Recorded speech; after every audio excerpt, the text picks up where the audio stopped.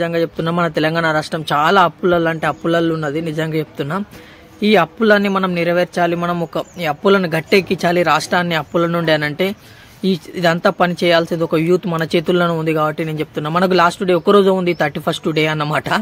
ఎందుకంటే చూడండి, 1 బీరు తాగేటోళ్ళు 2 బీర్లు తాగండి, 2 బీర్లు తాగేటోళ్ళు 3 బీర్లు తాగురి, 1 బీరు తాగేటోళ్ళు 2 బీర్లు తాగండి, 2 బీర్లు తాగేటోళ్ళు 3 బీర్లు తాగురి. నిజంగా చెప్తున్నా తాగితే మన తెలంగాణ రాష్ట్రం ఎంతో కొంత అప్పుల నుండి బయటపడే అవకాశం ఉంటుంది.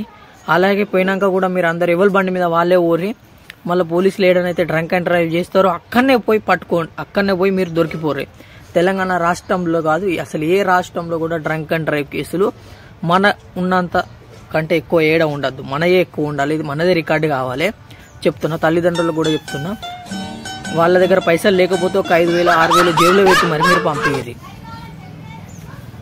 పంపిస్తారా? తల్లిదండ్రులు కాళ్ళు చేతులు ఇరగొట్టి లోపల ఇంట్లో కూర్చుండబెట్టారు.